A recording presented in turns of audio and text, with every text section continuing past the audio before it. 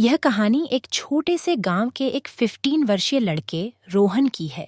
रोहन एक साधारण किसान परिवार से था। उसका परिवार छोटे से खेत में मेहनत करता था और उनकी जिंदगी साधारण लेकिन खुशहाल थी। रोहन बचपन से ही बहुत समझदार और बहादुर था। उसकी बहादुरी का प्रमाण तब मिला जब उसके गांव में एक अनहोनी घटना घटी।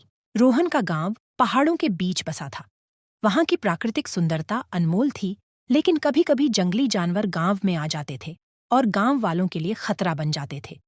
एक दिन गांव में एक बाघ आ गया।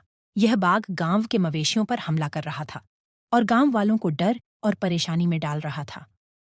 गांव वालों ने कई बार बाघ को भगाने की कोशिश की, लेकिन वह हर बार वापस आ जाता।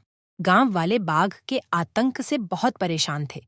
एक दिन गांव के सरपंच ने सभी गांव वालों को इकट्ठा किया और इस समस्या का समाधान ढूंढने की कोशिश की, लेकिन किसी के पास कोई ठोस योजना नहीं थी।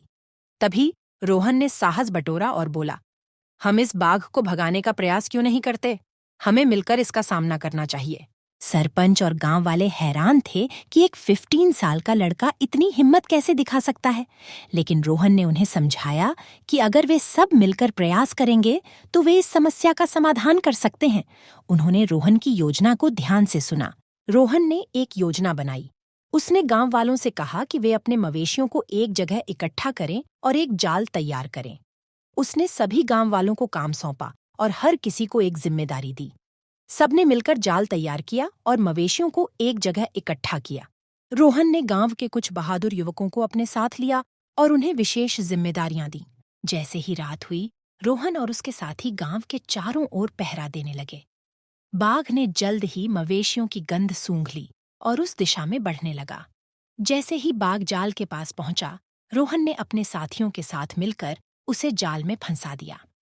बाघ ने बाहर निकलने की बहुत कोशिश की, लेकिन गांव वालों की योजना इतनी मजबूत थी कि बाघ फंस गया। गांव वाले बहुत खुश हुए।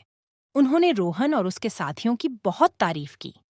सरपंच ने रोहन की बहादुरी की सराहना करते हुए कहा, रोहन, तुमने जो किया वह सच में अद्भुत है। तुम्हारी हिम्मत और सूझबूझ ने हमारे गांव को एक बड़े खतरे से बचाया है।